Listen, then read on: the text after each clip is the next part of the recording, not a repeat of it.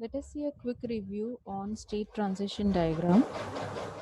Many a times this state transition diagram is also called as state machine diagram or simply a state diagram or state chart diagram. UML state machine diagrams depict various states that an object may be in and the transitions between those states. So as we say that we have seen in the previous example of activity diagram, a video on that, you say that there are two notations, two flows between two actions that are going on in the system.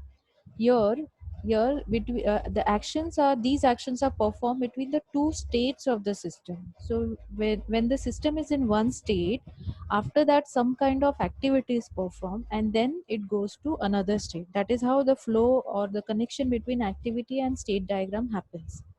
In other modeling languages, it is common for this type of diagram to be called a state transition diagram, and the transition takes place between the state, or even simply a state diagram.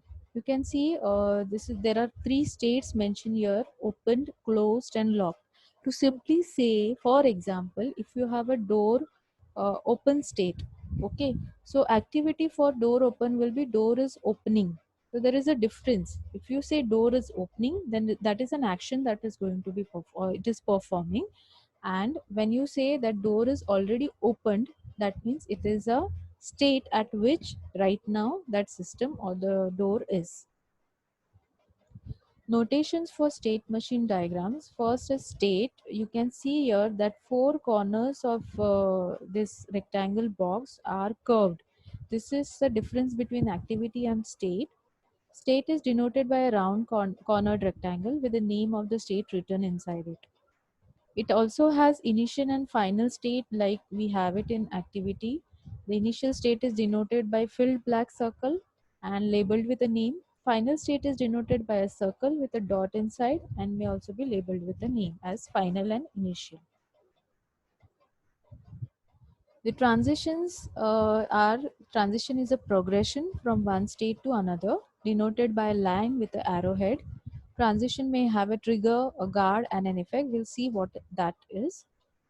Types of transition that we have is self transition or transition from one place to other place. Self transition is nothing but a self loop that is given. As in following diagram it is shown, it is most useful when an effect is associated with transition. Now, when we talk about transition, there could be trigger that is mentioned for the transition to happen. There can be guard on it or an effect. Effect generally, as the name we know, it is an action which will invokes directly on an object that owns state machine as a result of the transition. Okay. Trigger is something causes the transition, which could be a signal, an event, or change in some condition or passage of time. Particular time is given on that, then only particular other state will be created. Something like that is called as trigger.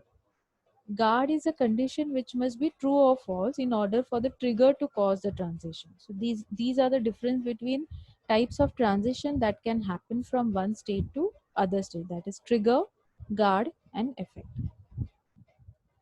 This is general state notation with flow graph, flow of it from one state to other state, that is called as transition. The action that is performed by that state can also be mentioned as an activity inside the state. This is a general state diagram example.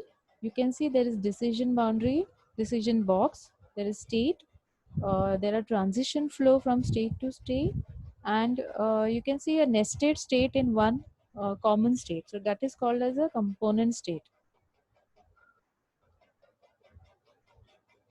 Thank you.